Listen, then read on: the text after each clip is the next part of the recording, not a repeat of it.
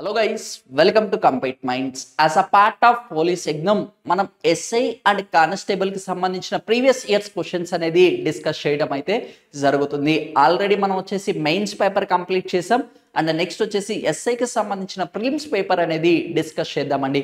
Already first 20 questions discuss చేసాం, దాని continuation గా వచ్చేసి డిస్కస్ చేద్దామండి. Okay, first question, which among the following statements is not correct about Jainism? అంటే జైనిజానికి సంబంధించిన వాటి ఈ క్రింది ఇచ్చిన 4 స్టేట్మెంట్స్ లో మనకి ఏది సరైనది కాదు అంటున్నాడు, నాట్ కరెక్ట్ అంటున్నారు. అయితే ఒకసారి స్టేట్మెంట్ చూద్దామండి. According to the Jainism tradition at the time of Mahabharata were Jaina order led by the Neminatha who is recognized as the 22nd Tirthankara. అయితే మనకి మహాభారత యుద్ధం జరిగే టైంలో జైనిజాన్ని వచ్చేసి ఎవరు లీడ్ చేస్తున్నారు అంట, నేమినాథ అనే అతను లీడ్ చేయడం అయితే జరుగుతుంది. ఆయన్ని 22వ తీర్థంకర అంటున్నారు. అయితే రిమైనింగ్ స్టేట్మెంట్స్ కూడా ఒకసారి చూద్దామండి. Jaina monks were found on the banks of Sindhu river. ఓకేనా, ఏ రివర్ దగ్గర అంట, Sindhu river or Indus river దగ్గర వచ్చేసి వాళ్ళు at the time of Alexander invention of India, Alexander గారు ఇండియాకి వచ్చే టైంలో జైనిజం అనేది సింధు ఆర్ ఇండస్ రివర్ దగ్గర అనేది స్ప్రెడ్ అవుతుంది ఆర్ కనపడింది అంటున్నారు. Next, famous Gomateshwara statue was erected at the Shravana Belagola.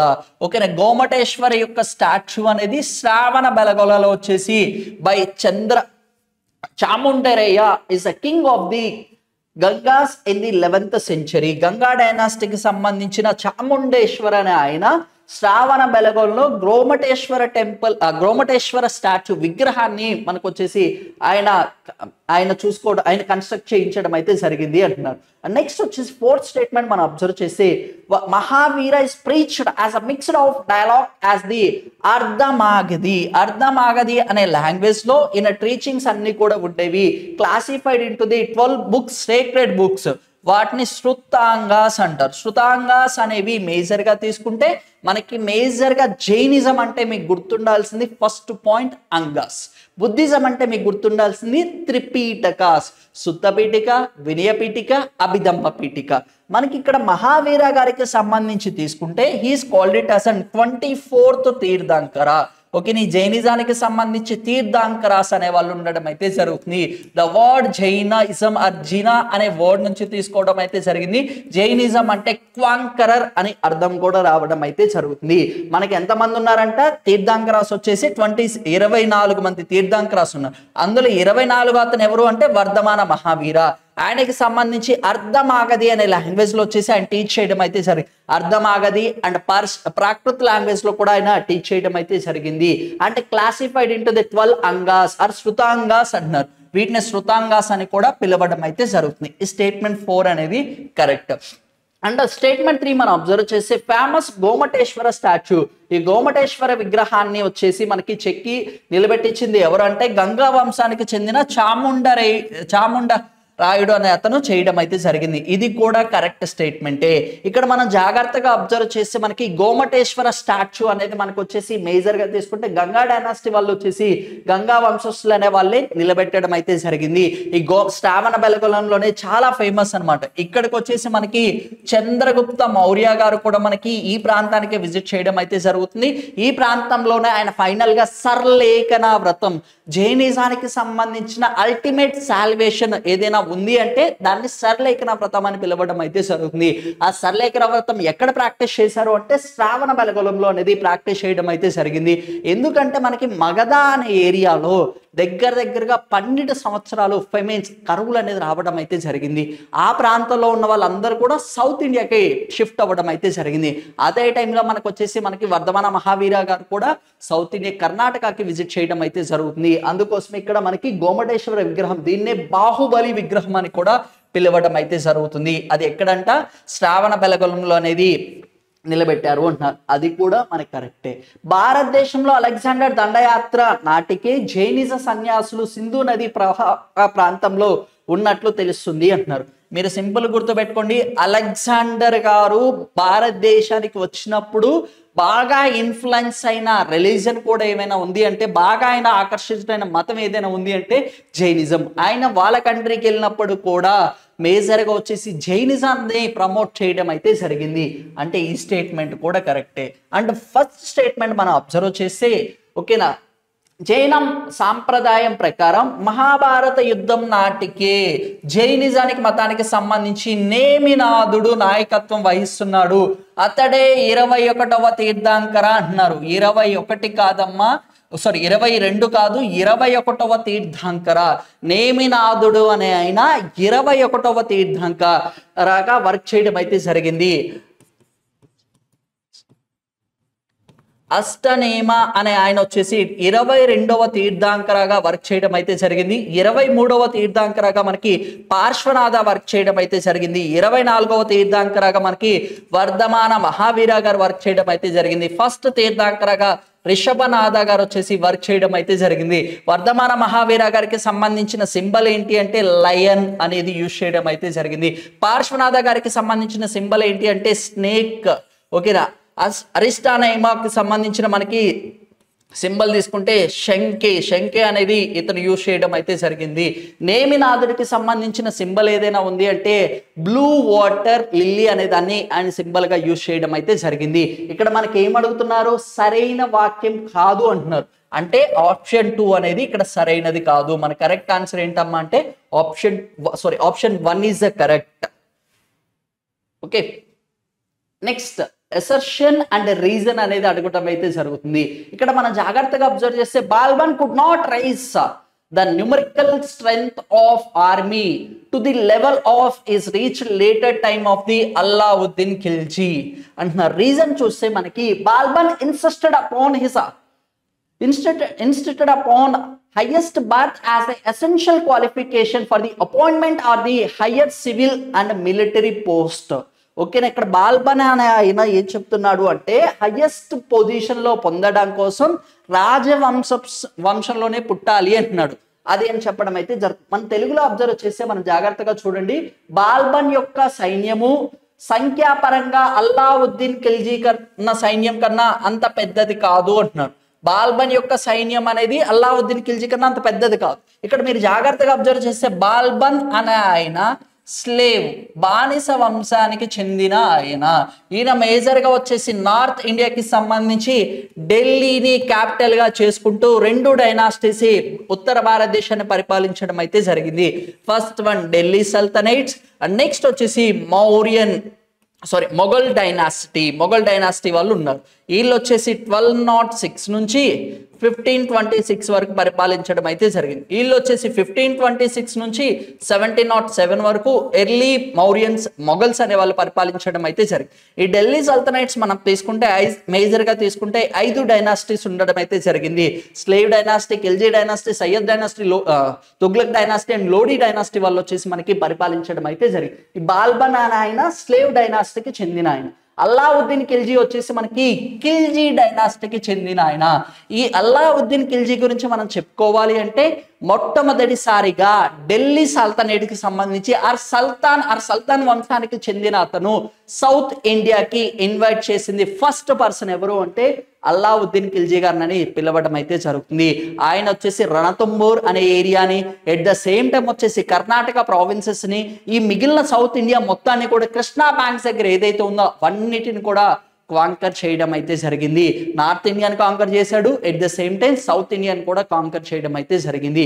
And speciality ఏంటి, మొట్టమొదటిసారిగా దక్షిణ భారతదేశానికి వచ్చిన మొదటి ఢిల్లీ సల్తనైట్ ఎవరు అంటే అల్లావుద్దీన్ ఖిల్జీ అని చెప్పడం అయితే జరుగుతుంది. అయితే మనకి బాల్బన్ కన్నా తక్కువగానే ఉంది కదా, బాల్బన్ సైన్యం అనేది సంఖ్యాపరంగా తక్కువగా ఉన్నట్టే కదా. అల్లావుద్దీన్ ఖిల్జీ సౌత్ ఇండియాని ఇన్వైట్ చేశాడు, నార్త్ ఇండియాని కూడా ఆయన పరిపాలించడం అయితే జరిగింది. అంటే ఆయన పెద్దగా ఉన్నట్టే కదా. మనకి ఏ అనేది ఖచ్చితంగా కరెక్టే అవుతుంది. బి రీజన్ తీసుకుంటే ప్రభుత్వంలో కానీ సైన్యంలో కానీ పదవులు పొందడానికి ఉన్నత వర్గాల్లో పుట్టడమే ఒక అర్హతగా బాల్బన్ భావించెను అంటున్నాడు. ఆయన మనకి స్టాండింగ్ ఆర్మీ అనే దాన్ని కూడా తీసుకొని రావడం అయితే జరిగింది. ఈ స్టాండింగ్ ఆర్మీని యూజ్ చేసుకొని మేము ఇక్కడ పరిపాలిస్తున్నామంటే మేము ఉన్నత వర్గాల్లో పుట్టాము కాబట్టి మేమే పరిపాలించాలి అని భావించారు. అందుకోసమే వీళ్ళు మిగిలిన వాళ్ళతో ట్రీటీస్ అనేది ఆర్మీ అనేది అన్ని చోట్ల వాళ్ళు రూల్ చేయడం కష్టం కాబట్టి వీళ్ళకి సంబంధించిన ఏవైతే చిన్న చిన్న రాజ్యాలు ఉంటారో వాళ్ళతో మిలిటరీ అలయన్స్ మిలిటరీ ట్రీటీ అనేది కూడా పెట్టుకోవడం అయితే జరిగింది. అందుకోసం రీజన్ ఈజ్ ఆల్సో కరెక్ట్. ఇక్కడ సత్యం కాదు అంటున్నాడు, ఇక్కడ సత్యము కాదు అంటున్నాడు. అంటే ఆప్షన్ 3 ఆప్షన్ 4 అనేది రాంగ్ తీసుకోవచ్చు. ఇక్కడ సత్యములే కానీ ఆర్ అనేది ఏకు సరైన వివరణ కాదు అంటున్నాడు. ఇది కూడా రాంగ్ ఆన్సర్ అమ్మ. ఇక్కడ కరెక్ట్ ఆన్సర్ ఏంటి అంటే 1 is correct. Both the statements are the correct. R అనేది రీజన్ అనేది ఏకు సరైన వివరణ అంటుండు, అది కూడా కరెక్టే. నెక్స్ట్ మ్యాచింగ్ ది లిస్ట్లనే అడుగుతున్నారు. ఇక్కడ మేజర్గా తీసుకుంటే హిస్టరీకి సంబంధించిన ఫేమస్ బుక్స్ అనేది అడగడం అయితే జరుగుతుంది. మీరు ఇలాంటివి వచ్చినప్పుడు అస్సలు భయపడద్దమ్మా. 1కి 2 సార్లు మ్యాచింగ్ చూడండి, మీకు తెలిసిన పేర్లు ఏమైనా ఉన్నాయా అని. ఇక్కడ మీరు జాగ్రత్తగా అబ్జర్వ్ చేస్తే రాజతరంగిణిని ఎవరు రచించారు అంటే కలహనారాయణ రచించాడు. ఇది కూడా నేను ఎందుకు చెప్తున్నా అంటే రాజతరంగిణి అనే బుక్కులో మొట్టమొదటిసారిగా కాశ్మీర్కి సంబంధించిన చరిత్ర కూడా మనకి మెన్షన్ చేయడం అయితే జరిగింది. దీన్ని మనకి పర్షియన్ లాంగ్వేజ్లోకి ట్రాన్స్లేట్ చేసింది ఎవరంటే జైన్ ఉల్ ఐల్బక్ అనే అతను వచ్చేసి మనకి పర్షియన్ లాంగ్వేజ్లోకి కన్వర్ట్ చేయడం అయితే జరిగింది. అయితే రాజతరంగిణికి సంబంధించి కలహనా గారిని మనకి మేజర్గా వచ్చేసి ఆయన్ని ఫాదర్ ఆఫ్ ఇండియన్ హిస్టరీ అని కూడా పిలవడం అయితే జరుగుతుంది. అయితే మనకి ఇన్ జనరల్గా ఫాదర్ ఆఫ్ హిస్టరీ ఎవరు? హెరోడోటస్ గారు. అయితే ఇండియన్ హిస్టరీకి సంబంధించి కలహనా గారినే పిలవడం అయితే జరుగుతుంది. ఒక్క పాయింట్ తెలిసిన మీకు ఆల్మోస్ట్ ఆల్ అనేది మీకు ఇదొక్క బుక్ ఐడియా ఉన్నా కానీ మనకి ఇక్కడ ఏంటి సిలో కన్ఫామ్గా 2 ఉండాలి. 1లో ఉందా? లేదు. అండ్ 2లో ఉందా? లేదు. ఇక్కడతో కొంచెం క్లారిటీ అనేది వచ్చింది అనుకుందాం. అండ్ పృథ్వీరాజ్ రాసో గారికి సంబంధించిన బుక్ అనేది తీసుకుంటే ఖచ్చితంగా ఇక్కడ 2 ఆప్షన్స్లో 1 ఉంది. అవునా కాదా? మీరు ఖచ్చితంగా పృథ్వీరాజ్ రాసో గారికి సంబంధించింది చంద్రోద్రాయ అనే అతను రచించడం అయితే జరిగింది, అది కూడా క్లియర్. ఇప్పుడు మనం జాగ్రత్తగా అబ్జర్వ్ చేస్తే మనకి ఇక్కడ ఏంటి కుమారపాలక చరిత్ర. ఓకేనా, కుమారపాలక చరిత్ర అనే దాన్ని ఎవరు రాశారు అంటే మనకి హేమచంద్రుడు అనే అతను రచించడం అయితే జరిగింది. ఓకేనా, కుమారపాలన చరిత్ర ఎవరు రాశారు? హేమచంద్రుడు అనే అతను రాశాడు. అంటే మనకి ఆప్షన్ ఏలో ఖచ్చితంగా ఏముండాలి? 4 అనేది ఉండాలి. అంటే ఆప్షన్ 3 కరెక్ట్. ఇన్ కేస్ మీ అదృష్టం బాగుంటే డైరెక్ట్గా మనకి చాలా వరకు కూడా రాజతరంగిణి ఇక్కడ 2 మ్యాచింగ్ ఇచ్చాడు కాబట్టి ఓకే, నీకే సింగిల్గా కూడా ఇవ్వడానికి ఉంటుంది. లేదు నీకు కుమారపాలక చరిత్ర నీకు ఐడియా ఉన్నా కానీ డైరెక్ట్గా హేమచంద్ర ఐడియా ఉన్నా కానీ డైరెక్ట్గా నువ్వు ఆప్షన్ 3 అనేది టిక్ చేయడానికి ఉంటుంది. అందుకోసమే ఇలాంటి మ్యాచింగ్స్ వచ్చినప్పుడు చాలా ఈజీ అమ్మ. ఆల్రెడీ మనం ఫస్ట్ క్వశ్చన్ చూసాం, చాలా పెద్దగా ఉంది జైనిజానికి సంబంధించి. నేమినాథనుడు 21వ తీర్థంకరాన్ని నీకు తెలిస్తే ఆటోమేటిక్గా నీకే ఖచ్చితంగా నువ్వే ఆన్సర్ చేస్తావు. అందుకోసమే చదవాలి జాగ్రత్తగా. టైం వేస్ట్ చేయడానికి ఎక్కువగా ట్రై చేస్తున్నారు, అందుకోసం పెద్ద పెద్ద స్టేట్మెంట్స్ ఇస్తున్నారు. టెన్షన్ పెట్టాలి అని ఆ టెన్షన్ పడద్దు. మ్యాక్సిమం వీలైనంత వరకు 1కి 2 సార్లు స్టేట్మెంట్స్ చదవండి, చాలా ఈజీగా ఉంటాయి. ఓకే, నెక్స్ట్ ఇక్కడ మనకి మేజర్గా తీసుకుంటే మళ్ళీ డైనాసిటీస్ కింగ్స్ అనే వాళ్ళు ఇవ్వడం అయితే జరిగింది. ఇక్కడ మనకి తీసుకుంటే నిజాం షాహీస్, ఇమద్ షాహీస్ అండ్ నెక్స్ట్ అలీద్ షాహీస్, కుతుబ్ షాహీస్, బీదర్ షాహీస్ అని ఇచ్చాడు. ఇక్కడ మనం జాగ్రత్తగా తీసుకుంటే 1357లో వచ్చేసి మనకి బాల్బన్ వంశం అనేది భారతదేశంలో రావడం అయితే జరిగింది. ఈ బాల్బన్ బహనామీస్ వంశస్థులు అనే వాళ్ళు భారతదేశాన్ని పరిపాలిస్తూ ఉన్నారు. ఎక్కడ అంటే సౌత్ ఇండియాలో వచ్చేసి వీళ్ళు పరిపాలించడం అయితే జరిగింది. ఈ డైనాసిటీ కాస్త మనకి 1512వ సంవత్సరంలో మనకి ఈ డైనాసిటీ బహమనీ డైనాసిటీ అనేది 5 వంశాలుగా డివైడ్ అవ్వడం అయితే జరిగింది. ఆ 5 వంశాలే ఇచ్చారు.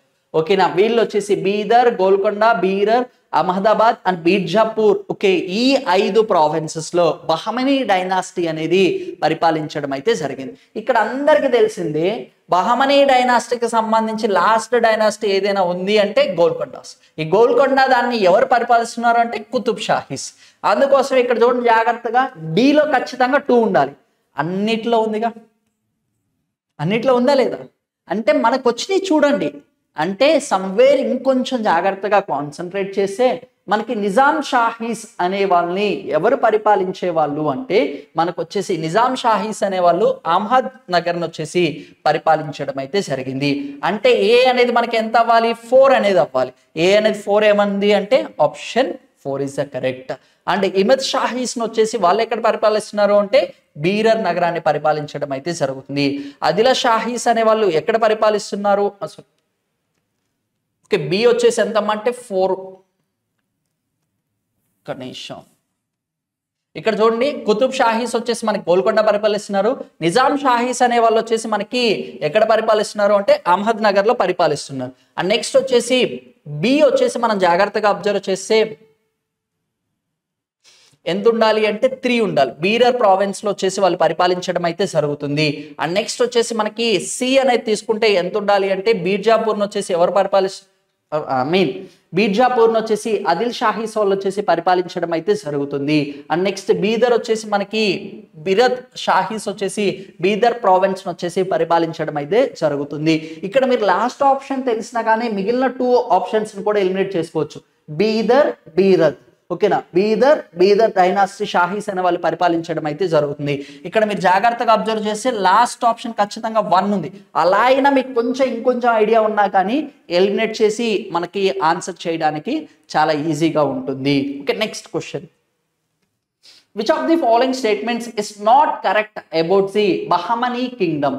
ఇప్పుడే మనం చెప్పుకున్నాం బహమనీ కింగ్డమ్ సంబంధించి మనకి మళ్ళీ స్టేట్మెంట్స్ అడుగుతున్నాం. ఈ బహమనీ డైనాసిటీయే 5 వంశాలుగా విడిపోవడం అయితే జరిగింది అని చెప్పాను. అయితే ఇక్కడ మనకి జాగ్రత్తగా స్టేట్మెంట్స్ అనేది అబ్జర్వ్ చేస్తే బహమనీ సల్తనేట్ అల్లావుద్దీన్ హసన్ బహమన్ షా చేత మనకి 1327వ సంవత్సరంలో స్థాపించబడింది అంటున్నాడు first statement. Second statement observe చేస్తే బహమనీ సల్తన్ అందరిలో షాహిద్ ఉద్దీన్ మహమ్మద్ ఎక్కువ కాలం ఆయన పరిపాలించడం అయితే జరిగింది అంటున్నాడు. అంటే ఆప్షన్ థర్డ్ స్టేట్మెంట్స్ అనేది అబ్జర్వ్ చేస్తే అహ్మద్ షా III సుల్తాన్ కాలంలో మహమ్మద్ గవాన్ ప్రధానమంత్రిగా పరిపాలించాడు. ఇది కూడా చాలా ఇంపార్టెంట్ స్టేట్మెంట్ అమ్మా, నైస్ స్టేట్మెంట్ అని చెప్పుకోవచ్చు. మహమ్మద్ గవానే ప్రధానమంత్రిగా పనిచేశాడు. దాని తర్వాత మహమ్మద్ షా III అతన్ని చంపేయడం అయితే జరుగుతుంది. ఆయన ఎక్స్పైర్ అయ్యాకే మనకి 1512లో 1512వ సంవత్సరంలో మనకి బహమనీ డైనాసిటీ అనేది 5 ప్రాంతాలుగా 5 వంశస్థులుగా విడిపోతారు. అది కూడా కరెక్టే. ఓకే, బహమనీ సల్తనేట్ యొక్క అధికారులను ఆఖరి సుల్తాన్ వచ్చేసి ఓకేనా కలాముల్లా షా అనే అతను ఉన్నాడు అంటున్నాడు. ఇది కూడా కరెక్టే. ఇక్కడ మీరు అంత కష్టపడాల్సింది ఏమీ లేదమ్మా. మీకు బహమనీ వంశస్థం ఎప్పుడు ఏర్పడింది అనేది నీకు ఒక చిన్న క్లారిటీ ఉంటే ఇక నువ్వు చేసేయచ్చు. బహమనీ సల్తనేట్స్ వచ్చేసి అల్లావుద్దీన్ హసన్ బహదూర్ షా వచ్చేసి మనకి 1327 అంటున్నాడు. 1327 కాదమ్మా, 1347 సంవత్సరంలో ఆయన వచ్చేసి స్థాపించడం అయితే జరుగుతుంది. ఇక్కడ మనకి ఏంటి సరైన వాక్యం కానిది గుర్తించమన్నారు. అంటే ఆప్షన్ 1 ఈస్ కరెక్ట్. నువ్వు ఎంత చదవాల్సిన పని లేదు. అందుకోసమే జైనిజంలో కూడా ఫస్ట్ స్టేట్మెంట్ రాంగ్ అయింది. ఇక్కడ కూడా ఫస్ట్ అంటే నీకు చిన్న ఇయర్ అనేది నీకు ఐడియా ఉన్నా కానీ ఈ క్వశ్చన్ నువ్వు ఆన్సర్ చేయగలవు. అందుకోసం ఇక్కడ టైం వేస్టింగ్ అంటాం. అందుకోసం నీకు డైరెక్ట్ గా ఐడియా ఉందనుకోండి బహమనీ డైనాసిటీ ఎప్పుడు ఏర్పడింది అంటే ఇక్కడ ఖచ్చితంగా మనకి ఆప్షన్స్ ఏమి ఇవ్వలేదు కదా. సివిల్స్ లాగా 1 and 2, 2 and 3, 3 and 4 అలా ఏమి ఇవ్వలేదు కాబట్టి డైరెక్ట్ గా మనం క్యాన్సిల్ చేసుకోవచ్చు. Okay, next question. Name Afghan who played an important role in the formation of Rajput Confederacy against the Babar at the Battle of Kanwa in 1527. అయితే 1527లో Canva యుద్ధానికి సంబంధించి బాబర్కి వ్యతిరేకంగా రాజ్పుత్ సమైక్యాన్ని ఏర్పాటు చేయడం కోసం ఆఫ్ఘన్ నాయకుడు ప్రముఖ పాత్ర వహించను అంటున్నారు. అయితే ఆయన ఎవరు అని అడుగుతున్నారు. మీరు ఇక్కడ జాగ్రత్త గుర్తుపెట్టుకుంటే మనకి ఢిల్లీ కేంద్రంగా చేసుకొని 2 వంశాలు భారతదేశాన్ని పరిపాలించాయన్న. ఒకటి ఢిల్లీ సల్తనేట్స్ అండ్ నెక్స్ట్ వచ్చేసి మొఘల్ డైనాసిటీ అనే వాళ్ళు పరిపాలించారు. ఈ మొఘల్ డైనాసిటీ ఎప్పుడు ప్రారంభమైంది? ఓకేనా 1526లో ప్రారంభం. ఎప్పుడు దాకా అని చెప్పాను 1707. ఇక్కడ 1526 అనగానే మీకు గుర్తుండాల్సింది ఫస్ట్ పానీపట్ వార్. మొదటి పానిపట్ వార్ అనేది మనకి 1526 లో జరగడం అయితే జరుగుతుంది. ఈ 1526 లో ఎవరెవరికి జరిగింది అంటే చాలా చాలా important. Last ruler of the Delhi sultanate Ibrahim Lodi గారికి అండ్ నెక్స్ట్ వచ్చేసి బాబర్, వీళ్ళిద్దరి మధ్య జరిగిన యుద్ధమే మనకి మొదటి పానిపట్ యుద్ధం. మొదటి పానిపట్ యుద్ధంలో ఇబ్రహీం లోడి గారు ఓడిపోతారు, బాబర్ గారు విన్ అవ్వడం అయితే జరిగింది. అలా వచ్చేసి మనకి భారతదేశంలో వచ్చేసి మొఘల్ డైనాసిటీ అనేదాన్ని, మొఘల్ వంశాన్ని భారతదేశంలో ఏర్పాటు చేయడం అయితే జరిగింది. దాని తర్వాత మనకి వచ్చేసి 1527లో 1527 సంవత్సరంలో కాన్వా యుద్ధం అనేది జరిగింది. ఈ కాన్వా యుద్ధానికి సంబంధించి మనకి రాజపుతులందరూ కూడా మనకి ఏక అవ్వడం అయితే జరిగింది. ఎందుకమ్మా అంటే బాబర్ని ఓడించడం కోసం. అందుకు గాను ఒక ఆఫ్ఘన్కి సంబంధించిన నాయకుడు అని ఆయన ముఖ్య పాత్ర వహించారు అంటున్నారు. ఎక్కడ కాన్వా యుద్ధానికి సంబంధించి ఎవరు అంటే హస్సన్ ఖాన్ మేవాటి అనే అతను వచ్చేసి మేజర్ రోల్ అనేది ప్లే చేయడం అయితే జరిగింది. ఇది కూడా డైరెక్ట్ క్వశ్చన్ అమ్మ, ఓకేనా. ఇది కూడా ఏంటి డైరెక్ట్ క్వశ్చన్ అనేది అడగడం అయితే జరిగింది.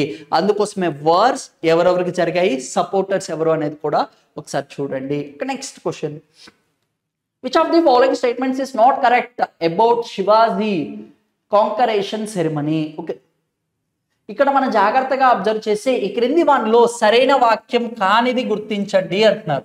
శివాజీ పట్టాభిషేకంను నిర్వహించింది బెనారస్కు చెందిన విశ్వేశ్వరన్ పండిత్. ఓకేనా, ఇక్కడ మనకి జాగ్రత్తగా అబ్జర్వ్ చేస్తే స్టేట్మెంట్ 1లో శివాజీ గారికి సంబంధించిన పట్టాభిషేకం అనేది ఎక్కడ నిర్వహించారంట, బెనారస్ లో నిర్వహించడం అయితే జరిగింది. అక్కడ పండితులు ఎవరు వచ్చున్నారు అంటే విశ్వేశ్వరన్ గారు ఉండడం అయితే జరిగింది అంటున్నారు. నెక్స్ట్ సెకండ్ స్టేట్మెంట్ జాగ్రత్తగా అబ్జర్వ్ చేసి బాల్మన్ భట్టా శివాజీ కుటుంబంకు పురోహితుడు, అంటే శివాజీ కుటుంబానికి సంబంధించిన ప్రీస్ట్ ఎవరు వర్క్ చేస్తున్నారా అంటే బాల్మన్ భట్టా గారు వచ్చేసి వర్క్ చేయడం అయితే జరిగింది అంటున్నారు. అండ్ నెక్స్ట్ థర్డ్ స్టేట్మెంట్ అనేది అబ్జర్వ్ చేస్తే క్షత్రియ ధర్మం ప్రకారం జూన్ 10, 1974 శివాజీ జీవించి ఉన్న తన 4 భార్యలను తిరిగి వివాహము ఆడెను అంటున్నాడు. అయితే శివాజీ గారికి వచ్చేసి 1974లో మనకి ఆయనకి ఎంతమంది వైఫ్లు అంటున్నాడు, 4 అంట. 4 మళ్ళీ తిరిగి వివాహం ఆడాడు అంటున్నాడు. అండ్ నెక్స్ట్ వచ్చేసి ఫోర్త్ స్టేట్మెంట్ అనేది మనం అబ్జర్వ్ చేస్తే తాంత్రిక ఆచార్యుడు అయిన నిచల్ పూరి గోస్వామి సలహా మేరకు శివాజీ గారు తిరిగి పట్టాభిషేకను కావించుటకు అంగీకరించను అన్నారు. అయితే ఆల్రెడీ ఇక్కడ మొదటి పట్టాభిషేకం ఎప్పుడంట మనకి ఎక్కడ చేశారు, విశ్వేశ్వరన్ పండిత్ గా ఉన్నప్పుడు మనకి బాల్బన్ అనే ప్రాంతంలో పట్టాభిషేకం చేశారు. ఇది కరెక్టే. అయితే మొట్టమొదటిసారిగా పట్టాభిషేకం చేసింది అప్పుడే. అయితే ఇక్కడ మీరు జాగ్రత్తగా అబ్జర్వ్ చేస్తే బాల్మన్ భట్టా వచ్చేసి శివాజీ వంశానికి చెందిన పురోహితుడు. ఈ స్టేట్మెంట్ కూడా కరెక్టే. అంటే క్షత్రియ ధర్మం ప్రకారం అంటున్నాడు 1674లో శివాజీకి 4 భార్యలు అంటున్నారు. ఆయనకి 4 కాదమ్మా, 2 భార్యలే. సింపుల్ లాజిక్ ఇక్కడ. అయితే ఆప్షన్ 3 అనేది రాంగ్. తాంత్రిక ఆచార్యుడైన నిచ్చల్పూరి గోస్వామి సలహా మీదకే శివాజీ రెండవసారి మళ్ళీ పట్టాభిషేకం చేయడానికి 1674లో చేయడం అయితే జరిగింది. ఈ స్టేట్మెంట్ కూడా కరెక్టే. ఇక్కడ మనకి ఏమడుగుతున్నాడు, సరైనది కానిది ఏంటి అంటున్నారు. సరైనది కానిది వచ్చేసి మనకి option 3 is correct. Okay, next arrange the following భక్తి లీడర్స్. భక్తిజానికి సంబంధించిన లీడర్స్ ని ఒక క్రొనలాజికల్ ఆర్డర్ లో మనకి మ్యాచ్ చేయమంటున్నారు. మీకు ఇక్కడ ఇయర్స్ ఐడియా లేకపోయినా చాలా ఈజీగా చేయొచ్చు. నేను చూడండి ఇక్కడ మనకి ఎవరెవరు ఇచ్చారు, సెయింట్ తుకారాం గారు ఇచ్చారు, చైతన్య మహాప్రభు గారిని ఇచ్చారు, గురు నానక్ని ఇచ్చారు, కబీర్ గారు వచ్చేసి మనకి మేజర్ గా వచ్చేసి 1440 ఆ టైంలో వచ్చేసి ఉండడం అయితే జరిగింది. కబీర్ గారిని చూసి ఇన్స్పైర్ అయ్యి మనకి గురు నానక్ గారు సిక్కిజం అనే దాన్ని ఏర్పాటు చేయడం అయితే జరిగింది అంటారు. మనకి కబీర్ గారు తీసుకుంటే మనకి 1440వ సంవత్సరంలో మనకి కబీర్ గారు పుట్టడం అయితే జరిగింది. గురు నానక్ గారికి సంబంధించి మనకి మేజర్ గా తీసుకుంటే 1469లో వచ్చేసి గురు నానక్ గారు వచ్చేసి మనకి సంబంధించిన ఆయన బర్త్ అనేది ఉండడం అయితే జరిగింది. ఇక్కడ గురు నానక్ గారు ఎవరిని ఇన్స్పైర్ అయ్యారు, కబీర్ గారిని ఇన్స్పైర్ అయ్యారు. అంటే ఫస్ట్ కబీరే కదా, కబీర్ యొక్క పోయమ్స్ ని ఆయన యొక్క ప్రీచింగ్స్ విని బాగా ఇన్ఫ్లుయెన్స్ అయింది ఎవరు అంటే గురు నానక్ గారు. అంటే మనకు ఆప్షన్ 4 ఖచ్చితంగా ఏముండాలి, డి అనేది ఉండాలి. ఎక్కడుంది చూడండి, ఇక్కడ మనకి ఇయర్స్ తో పని లేదమ్మా. ఇలా కూడా అడగొచ్చు. అంటే నేను ఇలా మనకి లక్ ఉంది కాబట్టి ఇలా అడిగారు అంటే మీరు అన్ని గుర్తుపెట్టుకోవడం హిస్టరీలో డేట్స్ అనేది ఇట్స్ క్వైట్ కాంప్లికేటెడ్. కాబట్టి అందుకోసం మనం ఏం చేయాలి అంటే ఇలాంటి లాజిక్స్ ఏమన్నా ఉన్నాయా అనేది ఒకసారి జాగ్రత్తగా పరిశీలించండి. అయితే నెక్స్ట్ వచ్చేసి గురునానక్ గారు. అండ్ నెక్స్ట్ వచ్చేసి ఇక్కడ మీరు జాగ్రత్తగా అబ్జర్వ్ చేసి చైతన్య మహాప్రభు గారు. ఈయన స్పెషాలిటీ ఏంటి అంటే ఈయన వెస్ట్ బెంగాల్ నుంచి మనకి ఒడిశా ప్రాంతానికి కూడా రావడం అయితే జరిగింది. మొట్టమొదటిసారిగా కీర్తనలు ఇంట్రడ్యూస్ చేసింది కూడా ఎవరు అంటే చైతన్య మహాప్రభు గారు అని చెప్పుకోవచ్చు. అండ్ సెయింట్ తుకారాం గారు వచ్చేసి మనకి 17th సెంచరీలో ఉండడం అయితే జరిగింది. చైతన్య మహాప్రభు గారు వచ్చేసి 15th 16th సెంచరీలో ఆయన ఉండడం అయితే జరిగింది. ఇక్కడ మన కరెక్ట్ ఆన్సర్ ఏంటమ్మా అంటే option 4 is correct. Next, which of the following statement is not correct about the Raja Rammohan Roy. Raja Rammohan Roy గారికి సంబంధించి కరెక్ట్ సరికాని వాక్యాన్ని గుర్తించండి అంటున్నారు. ఇక్కడ హిస్టరీ మీద అన్ని కూడా మ్యాక్సిమం స్టేట్మెంట్స్ అడుగుతున్నారు అంటే మనకి చాలా క్లారిటీగా ఉండాలి. అంటే ఇక్కడ మీకు బేసిక్స్ అనేవి స్ట్రాంగ్గా ఉంటే ఇలాంటి క్వశ్చన్స్ అనేవి చాలా ఈజీగా ఆన్సర్ చేయొచ్చు. ఒకసారి చూద్దామండి. ఈ క్రింది వానికి సంబంధించి అడుగుతున్నారు కాబట్టి మొదటి స్టేట్మెంట్ అనేది అబ్జర్వ్ చేస్తే అతడు విగ్రహ ఆరాధన మరియు బ్రాహ్మణులను కొనసాగించే విధానాన్ని ఆచారాలను ఖండించెను అంటున్నాడు. మీరు జాగ్రత్తగా అబ్జర్వ్ చేస్తే సతీ యాక్ట్ను క్యాన్సిల్ చేయాలి, సతీ సిస్టాన్ని క్యాన్సిల్ చేయాలి అని బాగా వర్క్ చేసింది ఎవరు అంటే రాజా రామ్మోహన్ రాయ్ గారు. అయితే మనకి ఇక్కడ మీరు జాగ్రత్తగా అబ్జర్వ్ చేస్తే మరి ఇది ఎవరిది బ్రాహ్మణుల ఆచారమా కాదా? దాన్ని ఖండించాడా లేదా? ఖండించాడు. ఓకే, నెక్స్ట్, మతము మరియు భగవంతుడు ఆరాధన వ్యక్తి యొక్క స్వకీర్యమైన విషయాన్ని కానీ పూజారిని వర్గం దానికి సంబంధించి ఆధారంలో కానీ తీసుకున్న ఆరోపణలను ఏక స్వరూపాన్ని ప్రచారం చేశాను అంటున్నాడు. ఇక్కడ మీరు ఇంత స్టేట్మెంట్ మీరు చదవడానికి కూడా కొంచెం కాంప్లికేటెడ్. ఇక్కడ మీరు జాగ్రత్తగా చూస్తుంటే ఏకేశ్వర ఉపాసనను ప్రచారం చేశాను అంటున్నాడు. ఈయన రాజా రామ్మోహన్ గారు వచ్చేసి దేవుడికి అగెనెస్ట్ కాదమ్మా. ఈయన కూడా మనకు వచ్చేసి ఏదైతే మనకి సిస్టమ్ అనేది ఉందో దాన్ని ఫాలో అయ్యే వాళ్ళే. దానికి సంబంధించి బ్రహ్మ సమాజం అనే దాన్ని కూడా వీళ్ళు ఎస్టాబ్లిష్ చేయడం అయితే జరిగింది. దీనికన్నా ముందు ఆత్మసభ అనే దాన్ని కూడా మనకి రాజా రామ్మోహన్ రాయ్ గారు వచ్చేసి ఏర్పాటు చేయడం అయితే జరిగింది. ఈయన ఏం చెప్తాడంటే ఏకేశ్వరోపాసనను వచ్చేసి ప్రచారం చేయడం అయితే జరిగింది. అంటే దేవుడు అనే వాళ్ళు ఒక్కళ్ళే అని ఈయన వచ్చేసి మేజర్గా బిలీవ్ చేయడం అయితే జరిగింది. ఈ స్టేట్మెంట్ కూడా కరెక్టే. అండ్ నెక్స్ట్ వచ్చేసి తన వాదనల యొక్క ప్రామాణికతను కొరకు వేదములు మరియు పురాణాలను సాహిత్యాలపైన ఆధారపడేను అన్నాడు. అయితే ఈయన మేజర్గా వచ్చేసి ఈ వేదాసి కానీ వాటన్నిటిని కూడా డిస్క్రిమినేట్ చేయలేదు, వాటన్నిటిని కూడా ఆయన ఫాలో అయ్యేవాడు. ఇది కూడా మనకి ఏంటంటే కరెక్టే. అండ్ 4th ఆప్షన్ జాగ్రత్తగా అబ్జర్వ్ చేస్తే బ్రహ్మ సమాజంలో భగవంతుని ఆరాధన యొక్క ప్రసిద్ధి ఉండడం కోసం చెప్పేందుకు అనుష్ఠాన్ అనే లఘు పుస్తకాన్ని రచించను అంటున్నారు. ఇక్కడ లఘు పుస్తకాన్ని వచ్చేసి రాజా రామ్మోహన్ గారు రచించలేదాం. ఈయన వచ్చేసి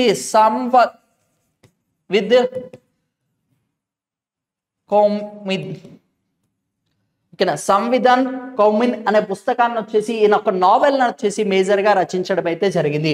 అనుష్ఠాంగం అనేది రాజా రామ్మోహన్ రాయ్ గారికి సంబంధించింది కాదు.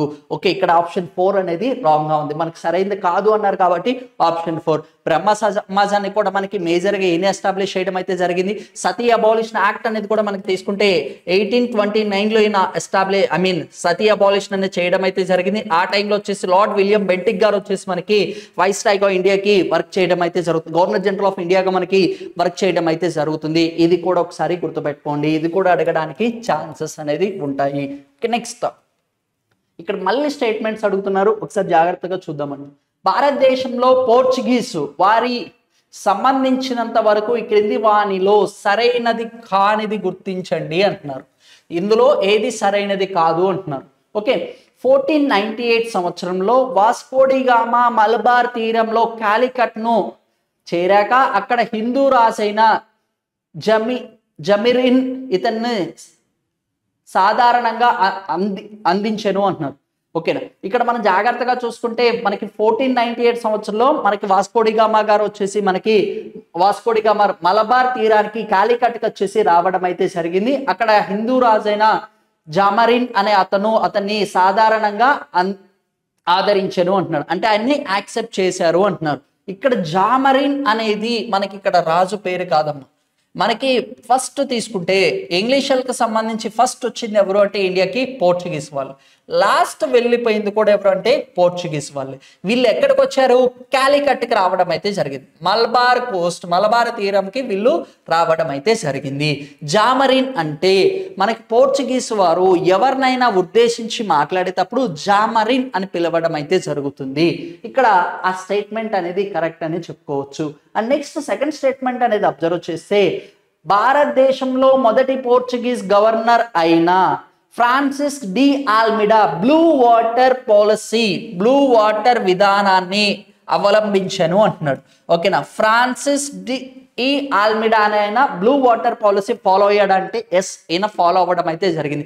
ఫ్రాన్సిస్ ఆల్బుకర్ అనే ఆయన వచ్చేసి మనకి కాంటినెంటల్ థియరీ అనే దాన్ని తీసుకొని రావడం అయితే జరిగింది. ఆయన ఎవరు అంటే ఆల్బుకర్. ఈ రెండు చాలా ఇంపార్టెంట్. ఫ్రాన్సిస్ డి ఆల్మిడా వచ్చేసి వాటర్ విధానాన్ని, నీలి విధానాన్ని అనుసరించారు. అండ్ నెక్స్ట్ వచ్చేసి మనకి ఆల్బుకర్, ఫ్రాన్సిస్ ఆల్బుకర్ అనే అతను వచ్చేసి మేజర్ గా దాన్ని దేన్ని అనుసరించారు అంటే కాంటినెంట్ థియరీ అనే దాన్ని, ఖండములు భూఖండ తీరాన్ని ఆయన ప్రబోధించడం అయితే జరిగింది. అది కూడా మనకి స్టేట్మెంట్ కూడా కరెక్టే. అండ్ నెక్స్ట్ 1510వ సంవత్సరంలో మైసూర్ రాజుల నుండి పోర్చుగీస్ వారు గోవాను జయించి దాన్నే తమ రాజధానిగా మార్చుకున్నారు అంటున్నారు. ఈ స్టేట్మెంట్ కొంచెం ఒక్క నిమిషం పక్కన పెట్టండి. ఇక్కడ మీరు జాగ్రత్తగా అబ్జర్వ్ చేస్తే ఫోర్త్ స్టేట్మెంట్ అనేది భారతదేశంలో పోర్చుగీస్ వారిచే రెండవ గవర్నర్ గా నియమితులైన ఫ్రాన్సిస్కో డి ఆల్బుకర్ చట్టబద్ధంగా సతీని రద్దు చేయడమే ద్వారా హిందూ సమాజంలో సంస్కరణలకు అంకురాత్మగా గావించెను అంటున్నారు. ఇక్కడ మీరు జాగ్రత్తగా అబ్జర్వ్ చేస్తే ఫస్ట్ ఎవరు ఇక్కడ మొదటి పోర్చుగీస్ గవర్నర్ అయిన ఫ్రాన్సిస్ డి ఆల్మిడా ఈయన ఫస్ట్.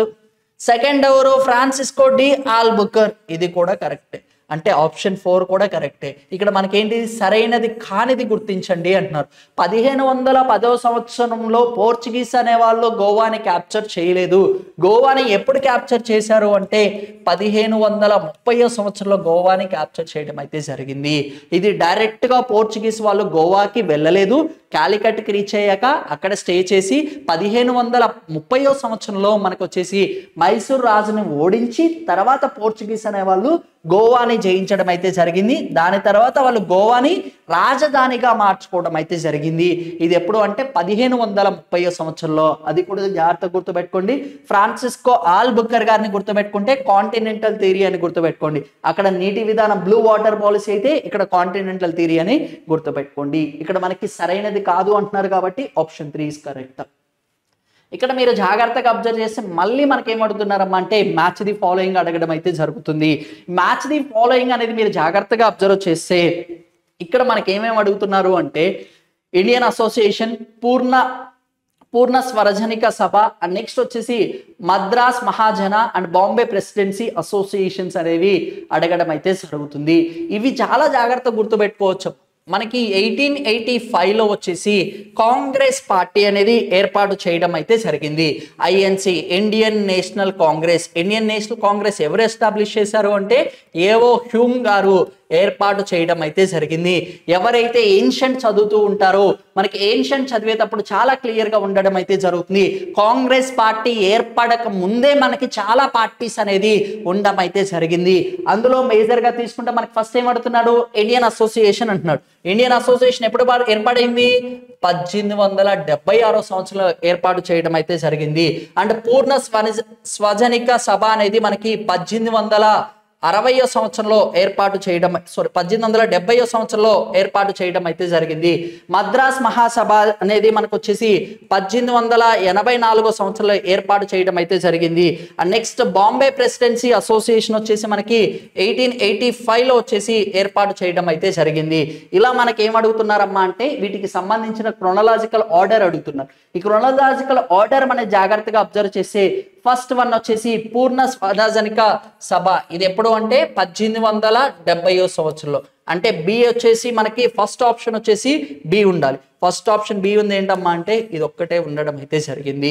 అయితే మనకి ఇక్కడ మీరు జాగ్రత్తగా అబ్జర్వ్ చేసి ఇందులో చాలా చాలా ఇంపార్టెంట్ పాయింట్స్ కూడా మనకి ఇందులో డిస్కస్ చేయడం అయితే జరిగింది. ఈ పూర్ణజనిక సార్వత్రిక సభలో అండ్ నెక్స్ట్ బాంబే ప్రెసిడెన్సీలో వచ్చేసి మనకి ముస్లిమ్స్ అనే వాళ్ళు అంగీకరించలేదు. దానికి సంబంధించి ఇండియన్ ఇండిపెండెన్స్ లో చాలా ఇష్యూస్ కూడా స్టార్ట్ అవ్వడం అయితే జరిగింది. ఇవన్నీ కూడా మనకి హిస్టరీకి సంబంధించిన అసోసియేషన్స్ ఒకసారి జాగ్రత్తగా గుర్తుపెట్టుకోండి. ఇన్ ప్రాక్టికల్ గా అడిగితే థియరిటికల్ గా క్వశ్చన్ అనేది అడగడం అయితే జరిగింది. Okay, next who among the following is not associated with the defence of Indian national army prisoners in the year of 1945 and 46. ఈ క్రింది వారిలో ఎవరు 1945-46 నాటికి ఇండియన్ నేషనల్ ఆర్మీ ఖైదీల తరపున వాదించిన వారిలో భాగ్యస్వామ్యులు కాదు అంటున్నారు. అయితే మనకి ఆజాద్ హిందూ ఫౌజీ వచ్చేసి మనకి సుభాష్ చంద్రబోస్ గారు వచ్చేసి మనకి దీన్ని ఏర్పాటు చేయడం అయితే జరిగింది. అతను వచ్చేసి అరెస్ట్ చేశారు 1945 and 46 లో అరెస్ట్ చేయడం అయితే జరిగింది. ఆయన్ని ఉరి తీయద్దు వచ్చేసి అని చెప్పేసి మనకి ఇండియా సైడ్ నుంచి కొంతమంది లాయర్స్ అనే వాళ్ళు అందులో పార్టిసిపేట్ చేశారు. అందులో పార్టిసిపేట్ చెయ్యండి ఎవరు అంటున్నారు. ఓకేనా, మనకి బులాబాయి దేశాయి వచ్చేసి పార్టిసిపేట్ చేశారు. జవహర్లాల్ నెహ్రూ గారు కూడా పార్టిసిపేట్ చేయడం అయితే జరిగింది. అరుణా అసఫ్ అలీ గారు కూడా వచ్చేసి పార్టిసిపేట్ చేశారు. పార్టిసిపేట్ చేయండి ఎవరమ్మా అంటే మహాదేశ్ రాయ్. ఓకేనా, మహాదేవరాయి వచ్చేసి ఈయన మేజర్ గా తీసుకుంటే గాంధీకి సంబంధించి personal secretary. He's the scholar. ఈయన ఏంటమ్మా అంటే ఆయన ఒక స్కాలర్. ఈయన్నే వచ్చేసి గాంధీ వెల్ నోన్ పర్సన్ అని కూడా పిలవడం అయితే జరుగుతుంది. ఈయన ఎవరికంటే మహాత్మా గాంధీ గారికి సంబంధించి పర్సనల్ సెక్రటరీ అని గుర్తుపెట్టుకోండి. అందుకోసం ఇక్కడ ఏం అడుగుతున్నారు, మనకి సరైనది ఇందులో ఎవరు లేరు అంటున్నారు. అంటే ఆప్షన్ 3 మహాదేవరాయ్ గారు వచ్చేసి దేశాయ్ గారు వచ్చేసి ఇందులో లేరు. Okay, next arrange the following important events chronological based on the Muslim separate politics. అయితే ముస్లిం లీగ్ సంబంధించి ముస్లిం సపరేట్ పాలిటిక్స్ సంబంధించి ఒక క్రోనలాజికల్ ఆర్డర్ అనేది మనల్ని అడగడం అయితే జరుగుతుంది. మన ఇక్కడ ఆప్షన్స్ అనేది జాగ్రత్తగా గమనిస్తే deliverance day and Lucknow pact, direct action day and establishment of all India Muslim league. Establishment of all India Muslim league అనేది మనకి 1906 లో ఏర్పాటు చేయడం అయితే జరిగింది. ఈ 1906 లోనే వచ్చేసి ముస్లిం లీగ్ అనే ఒక పార్టీని కూడా ఏర్పాటు చేశారు. అయితే ఇక్కడ మీరు చాలా జాగ్రత్తగా గుర్తుపెట్టుకోవాల్సింది, ఫస్ట్ టైం బెంగాల్ ప్రావిన్స్ ని డివైడ్ అండ్ రూల్ పాలసీ అనేది స్టార్ట్ అయ్యాక ముస్లిం లీగ్ పార్టీ అనే దానికి కూడా దానికి సపోర్ట్ అనేది మద్దతు అనేది కల్పించడం అయితే జరిగింది. అయితే ముస్లిం లీగ్ అనేది ఎప్పుడు ఏర్పాటు చేశారు 1906 లో అనేది ఏర్పాటు చేయడం అయితే జరిగింది. అండ్ లక్నో ప్యాక్ట్ మనం అబ్జర్వ్ చేసే ఐఎన్సి ఇండియన్ నేషనల్ కాంగ్రెస్ కి అండ్ నెక్స్ట్ వచ్చేసి ముస్లిం లీగ్ కి సంబంధించి ఒక ప్యాక్ట్ అని కూడా చెప్పుకోవచ్చు. ఇది ఎప్పుడు ఏర్పాటు చేశారు అంటే 1916 లో ఏర్పాటు చేయడం అయితే జరిగింది. ఐఎన్సి ఇండియన్ నేషనల్ కాంగ్రెస్ ముస్లిం లీగ్ పార్టీకి సంబంధించిన ఒక జాయింట్ సెషన్ అని కూడా చెప్పుకోవచ్చు. అయితే నెక్స్ట్ వచ్చేసి ఏమడుగుతున్నారు అంటే డెలివరెన్స్ డే. ఈ డెలివరెన్స్ డే అనేది మనకి 1939 లో ఏర్పాటు చేయడం అయితే జరిగింది. నెక్స్ట్ వచ్చేసి direct action day. Direct action day వచ్చేసి 16th of August 1946 లో దీన్ని ఏర్పాటు చేయడం అయితే జరిగింది. అయితే మనకి 1946 లోనే బ్రిటిషర్స్ అనే వాళ్ళు ఒక టెంపరరీ గవర్నమెంట్ ని ఏర్పాటు చేసుకోండి అని కూడా మనకి కాల్ ఫర్ చేయడం అయితే జరిగింది. అప్పుడు ముస్లిం లీగ్ ను కూడా ఇన్వైట్ చేసి ముస్లిం లీగ్ వచ్చేసి we will not join this temporary government, ఇందులో మేము జాయిన్ అవ్వము అన్నారు. అయితే మనకి జవహర్లాల్ నెహ్రూ గారు వచ్చేసి ఒక టెంపరరీ పోర్ట్ఫోలియోస్ కూడా వాళ్ళకి ముస్లిమ్స్ కి అలొకేట్ చేయడం అయితే జరిగింది. ఇనిషియల్ గా ముస్లిం లీగ్ రాలేదు, దాని తర్వాత వీళ్ళు వచ్చి ఇందులో జాయిన్ అవ్వడం అయితే జరిగింది. ఇక్కడ మనకి కోడింగ్ ఆర్డర్ లో తీసుకుంటే ఫస్ట్ వన్ వచ్చేసి ఏముండాలి 1906. అన్ని ఆప్షన్స్ లో కూడా మనకి ఖచ్చితంగా డీనే ఉంది. అయితే మనకి నెక్స్ట్ ఆప్షన్ తీసుకుంటే లక్నో ప్యాక్ట్ అనేది 1916 లో జరిగింది. ఇప్పుడు మనకి నెక్స్ట్ వచ్చేసి ఆప్షన్ ఏంటి బి అంటే 2. అంటే ఇక్కడ 3 వాటిలో కూడా మనకి బి ఉంది.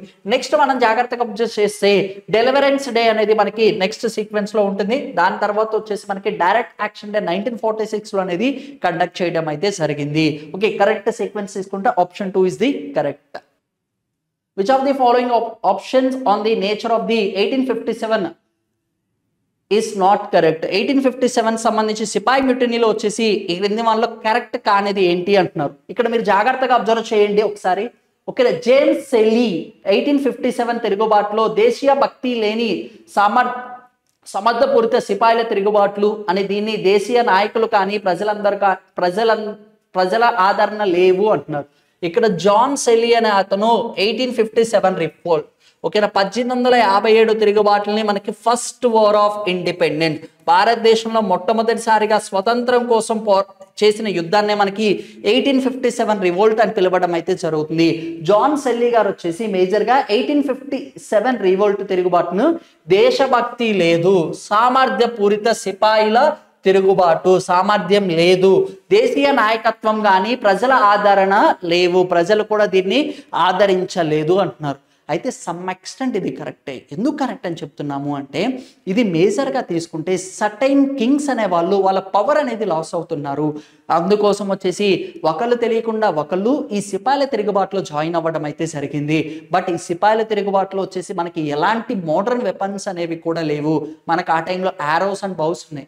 అయితే బ్రిటిషర్స్ దగ్గర గన్స్ అనేది కూడా ఉండడం అయితే జరిగింది.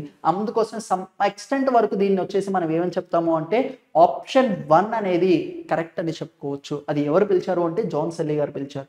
జేమ్స్ ఓంత్రామ్ గారు వచ్చేసి మనకి మరియు అండ్ డబ్ల్యూ టైలర్ గారు వచ్చేసి 1857 తిరుగుబాట్లు హిందూ ముస్లిం యొక్క కుట్ర పరివాహరమే అంటున్నారు. అయితే ఇది కూడా కరెక్టే. మనకి మేజర్గా 1857 కామెంట్స్ అనేది కరెక్ట్గా వింటే ఇవన్నీ కూడా కరెక్టే. నెక్స్ట్ ఆర్సి ముజుందార్ గారు మనం తీసుకుంటే 1857 సిపాయిల తిరుగుబాట్లు స్వతంత్ర పోరాటం కాదు, ఇందులో పాల్గొన్న సిపాయిల ప్రవర్తన కానీ వారి యొక్క దేశం పట్ల ప్రేమ కానీ మాతృభూమికి సంబంధించినది కానీ ఒక బ్రిటిష్ వారితో పోరాడినట్లు కానీ మనకి గోచరించలేదు అంటున్నారు. ఆర్సి మజుందార్ గారు కూడా సేమ్ ఇది చెప్పడం అయితే జరిగింది. అయితే 1, 2, 3 అనేది కరెక్టే. 4th ఆప్షన్ మనం జాగ్రత్తగా అబ్జర్వ్ చేస్తే విలియం డార్లింపుల్ గారు వచ్చేసి మనకి నాగరికత మరియు అనాగరికత మధ్య జరిగిన సంఘర్షణే 1857 రివోల్ట్ అంటున్నారు. విలియం డార్లింపుల్ గారు అయితే చెప్పలేదు. మనకి హోమ్లీ అనే అతని పర్సన్ వచ్చేసి దీన్ని చెప్పడం అయితే జరిగింది. అందుకోసం ఆప్షన్ 4 అనేది రాంగ్. అయితే మనకి సరైనది కానిది గుర్తించమంటున్నారు కాబట్టి option 4 is correct. Next tropical monsoon forest are normally, okay, tropical monsoon forest ఇక్కడ మీరు జాగ్రత్తగా గుర్తుపెట్టుకోండి అమ్మా. ఇది ఎర్త్ అనుకోండి, ఇక్కడ భూమధ్య రేఖ, భూమధ్య రేఖ పైన కర్కాటక రేఖ, ఈ కింద వచ్చేసి మనకి మకర రేఖ ఉంటుంది. Arctic circle, Antarctica circle, north pole, south pole. Okay, ఇక్కడ ఏమడుగుతున్నారు ట్రాపికల్ మాన్సూన్ ఫారెస్ట్. ఇక్కడ మళ్ళీ ఓన్లీ ట్రాపికల్ అడగట్ల, ట్రాపికల్ మాన్సూన్ ఫారెస్ట్, ఓకేనా. ఇక్కడ ఏమడుగుతున్నారు ఋతుపవన అడవులు అని అడుగుతున్నారు.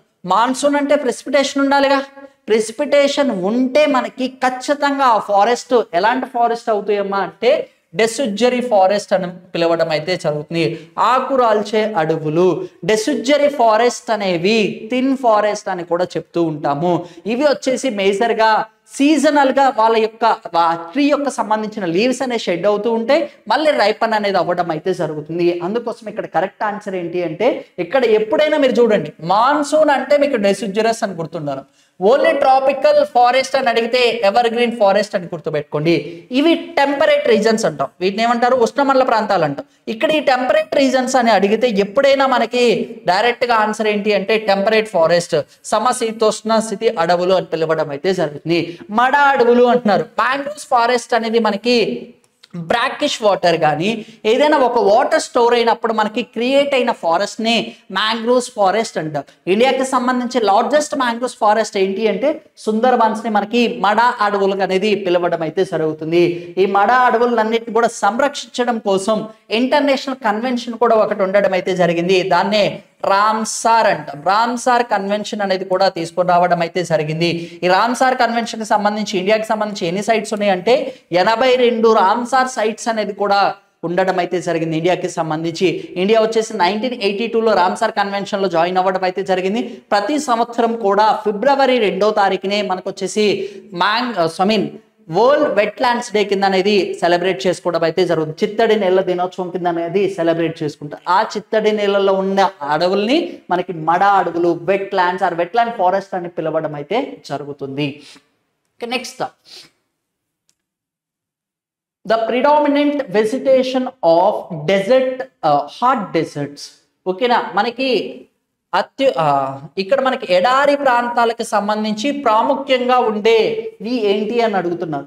ఇక్కడ మనకి జాగ్రత్తగా అబ్జర్వ్ చేస్తే ఇక్కడ ఆప్షన్స్ జాగ్రత్తగా చూస్తే హైగ్రోఫోర్ట్స్ అన్నాడు, నెక్స్ట్ హైడ్రోఫోర్ట్స్ అన్నాడు, ఫైట్స్ అన్నాడు. హైడ్రోఫైట్స్ అనేది ఏంటి, ఆ పేరులోనే ఉంది, హైడ్రో అంటే వాటర్, ఇక్కడ హైగ్రో అంటున్నాడు, ఇది కూడా ఏంటి వాటర్. మనకి ఏం అడుగుతున్నాడు, హాట్ డెజర్ట్స్ గురించి అడుగుతున్నారు. మెసోఫైట్స్ అనేవి మనకి జాగ్రత్తగా అబ్జర్వ్ చేస్తే ఇన్టేకింగ్ ఆఫ్ వాటర్ అనేది తీసుకుంటాయి, హెవీ ఇన్టేకింగ్ ఆఫ్ వాటర్ అనేది వాటికి కావాలి, at the same time cool temperatures అనేవి కావాలి. For example, best example maize కానీ పొటాటో కల్టివేషన్ కానీ వాటిని మెసోఫైట్స్ అని పిలవడం అయితే జరుగుతుంది. ఇక్కడ మనకి డెజర్ట్ అడుగుతున్నారు కాబట్టి జీరోఫైట్స్ అనేది డెజర్ట్ ప్రాంతాల్లో, ఎడారి ప్రాంతాల్లో పెరిగే మొక్కల్ని జీరోఫైట్స్ అని పిలవడం అయితే జరుగుతుంది. వీటిని క్యాక్టస్, బ్రహ్మజముడు, నాగజముడు అంటాం కదా, ఇవన్నీ కూడా మనకి ఈ జాతికి చెందినవే. Next, the hot and dry winds which originate in the Sahara is. Hot and dry winds అడుగుతున్నారు, ఓన్లీ హాట్ అడగట్లేదమ్మా, ఓన్లీ ఇక్కడ ఏమడుగుతున్నాడు, hot and dry winds. Sahara ఎడారిలో అత్యున్నతమైన పొడిగాలులు, అత్యున్నతమైన మరి పొడిగాలుని వాటిని ఏమని పిలుస్తారు అంటున్నారు. ఇక్కడ మీరు జాగ్రత్తగా అబ్జర్వ్ చేస్తే ఇంకోటి కూడా ఇచ్చారు, సహారా డెజర్ట్ అంటున్నాడు. ఓకేనా, ఇక్కడ మీరు జాగ్రత్తగా అబ్జర్వ్ చేస్తే లూ అంటాం. లూ అనేది ఎవరికి సంబంధించిన పదం, ఇండియాకి సంబంధించింది. ఇండియా ప్రాంతంలో గ్యాంగటిక్ ప్లెయిన్ అంటాం. ఈ ఇండియాకి సంబంధించిన గ్యాంగటిక్ ప్లెయిన్, గంగా రివర్ ఏదైతే ఉందో ఆ ప్రాంతంలో ఉన్న హాట్ వింగ్స్ ని మనం వచ్చేసి వేడి గాలుల్ని మనం ఏమంటాము అంటే లూ అంటాం. It's a combination of mixture of cool and hot airs, we called it as Loo అని కూడా పిలవడం అయితే జరుగుతుంది. ఈ లూ అనే పదం ఎవరికి సంబంధించిందమ్మా అంటే ఇండియాకి సంబంధించింది. ఇక్కడ ఏం అడుగుతున్నారు, సహారా కాబట్టి అది కాదు. చిలీ అనే చిలీ ప్రాంతానికి సంబంధించింది, అది కూడా వదిలేసండి.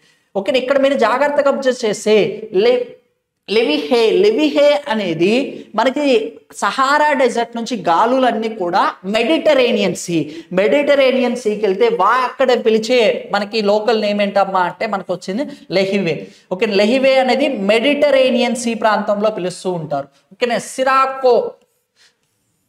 సిరాకో అనేది మనకి మేజర్ గా తీసుకుంటే సహారా డెజర్ట్ లో ఉన్న మనకి డ్రై విండ్స్ ని సిరాకోస్ అని పిలవడం అయితే జరుగుతుంది.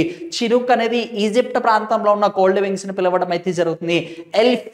ఎలిఫాంటో అనేది వచ్చేసి మనకి మలబార్ కోస్ట్ లో ఉన్న హాట్ వింగ్స్ అని కానీ మనకి పిలవడం అయితే జరుగుతుంది. సిరాకోస్ అనేది సహారా ప్రాంతంలో ఉన్న ఉష్ణమండల వేడి గాలుల్ని మనం వచ్చేసి వేడి అని పొడిగాలను పిలవడం అయితే జరుగుతుంది. Next, Mediterranean lands are also known as. మెడిటరేనియంలో ప్రాంతంలో ఉన్న భూభాగాల్ని అక్కడ ఉన్న ల్యాండ్స్ ని ఏమంటారు అంటారు, డ్రై గ్రాస్ ల్యాండ్సా, నొమాడిక్ ల్యాండ్సా, ఎవర్ గ్రీన్ ఫారెస్టా. మెడిటరేనియన్ సీ దగ్గర ఎప్పుడు కూడా ఎవర్ గ్రీన్ ఫారెస్ట్ అనేది ఎక్కువగా ఉండవు, ఎందుకంటే అది some extent as arid region or semi arid region కాబట్టి మనకి హరిత భూములు అనేవి అక్కడ ఉండవు. ఓకే, ఇక్కడ ఏమంటున్నాడు, నొమాడిక్ ల్యాండ్స్ అనేవి కూడా కాదు, అవి డెజర్ట్ ప్రాంతాలు కాబట్టి, సెమీ డెజర్ట్స్ కాబట్టి అవి మెడిటరేనియన్ సీ దగ్గర వచ్చేసి ఆల్మోస్ట్ ఆల్ అనేది నొమాడిక్ స్టైల్ అనేది కూడా ఉండదు. Dry grass lands and next వచ్చేసి ఆర్చర్డ్ ల్యాండ్స్ అంటున్నారు. ఇక్కడ ఏంటమ్మా అంటే ఆర్చర్డ్ ల్యాండ్స్ అని గుర్తుపెట్టుకోండి. ఆర్చర్డ్ భూములు అనేవి మెడిటరేనియన్ సీ ప్రాంతంలో ఉండడం అయితే జరుగుతుంది. ఓకే, ఇక్కడికి సంబంధించి ఆర్చర్డ్ ఫ్రూట్స్ అనేది కూడా చాలా చాలా ఫేమస్, అవన్నీ కూడా ఈ ప్రాంతంలోనే దొరుకుతూ ఉంటాయి. ఓకే, నెక్స్ట్,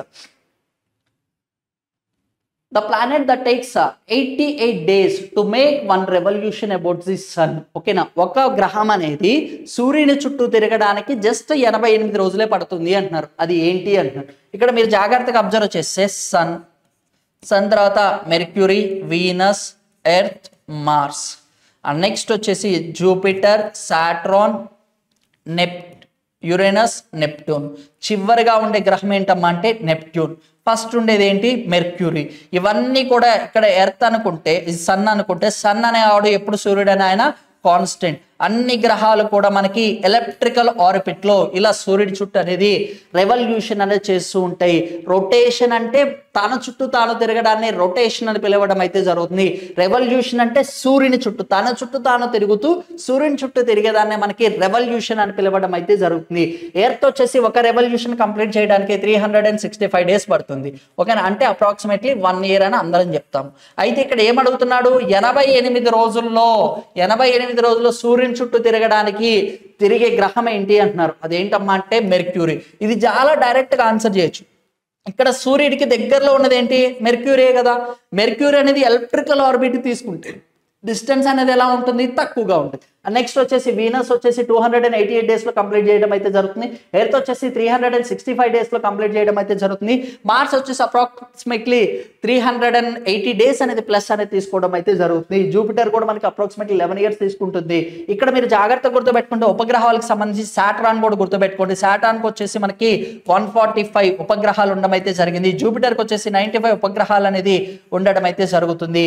ఓకేనా. యురేనస్ నెప్ట్యూన్ కూడా మనకి ఉపగ్రహాలు ఉన్నాయి. ఉపగ్రహాలు లేనివి ఏంటి అంటే మెర్క్యూరీ అండ్ వీనస్ కి వచ్చేసి మనకి ఉపగ్రహాలు లేవు. అది కూడా ఒకసారి గుర్తుపెట్టుకోండి. మనకి ఎస్ఐకి సంబంధించి లాస్ట్ ఆర్ ఫారెస్ట్ ప్లానెట్ ఆ చివరి గ్రహం ఏంటి అని అడిగాడు. ఏంటమ్మా అంటే నెప్ట్యూన్.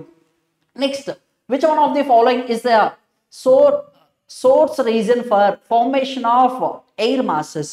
ఈ క్రింది వాటిలో సోర్స్ రీజన్స్ అనేవి ఫామ్ అవ్వడానికి, ఎయిర్ మాసెస్ అనేది క్రియేట్ అవ్వడానికి మెయిన్గా ఎక్కడ, ఏ మాసెస్లో, ఏ ప్రాంతాల్లో అనేవి ఇవి సంభవిస్తాయి అంటున్నారు. ఇక్కడ సోర్స్ మాసెస్ అంటే సింపుల్ గుర్తుపెట్టుకోండి, ఒక ఏరియా అనేది లార్జ్ ఏరియా ఉంటే ఆ లార్జ్ ఏరియాకి సంబంధించి హ్యూమిడిటీ అనేది కానీ, అక్కడున్న విండ్స్ అనేవి కానీ మూమెంట్స్ని క్యాలిక్యులేట్ చేయడం కోసం అక్కడ అన్ని కూడా మనకి సోర్స్ ఏరియా అని పిలవడం అయితే జరుగుతుంది. ఇది ఒక ప్రాంతం అనుకుందాం. ఇది ఒక లార్జ్ పార్టికల్గా హ్యూమిడిటీ ఎక్స్చేంజ్ అవ్వాలి, ఎట్ ద సేమ్ టైం వచ్చేసి డ్రై విండ్స్ అనేది ఎక్స్చేంజ్ అయ్యే ప్రాంతాన్ని మనకి ఏమంటారు అంటే సోర్స్ రీజియన్ అని పిలవడం అయితే జరుగుతుంది. హిమాలయాస్ దగ్గర హ్యూమిడిటీ ఉంటుంది కానీ బట్ డ్రై ఉంటుందా, ఉండదు. అండ్ నెక్స్ట్ వచ్చేసి డక్కన్ ప్లాట్యూలో కూడా సేమ్ అంతే. అండ్ నెక్స్ట్ వచ్చేసి ఈక్వటోరియల్ ఫారెస్ట్ అంటే మనకి విండ్ యొక్క మూమెంట్ అనేది, ఫారెస్ట్ అనేది కూడా ఎప్పుడు స్టాప్ చేస్తూ ఉంటుంది. మనకి ఏంటమ్మా అంటే సైబీరియన్ ప్లెయిన్స్ లో వచ్చేసి ఎక్కువ మైదానం అని, సైబీరియన్ మైదానం అనేది ఎక్కువ సోర్స్ రీజన్ కింద అనేది కూడా చెప్పడం అయితే జరుగుతుంది.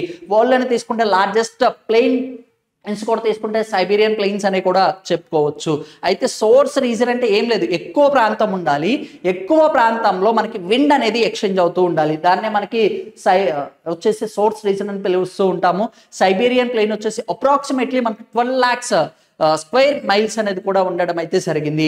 Okay, this is all about today's question, that to today's class. And next వచ్చేసి ఏంటమ్మా అంటే హిస్టరీకి సంబంధించి స్టేట్మెంట్స్ అనేవి చాలా కాంప్లికేటెడ్గా అడిగారు అనుకుంటారు. అలా ఏం అడగలేదు, 1కి 2 సార్లు చూడండి, అవన్నీ కూడా ఈజీగానే ఉంటాయి. Thank you so much.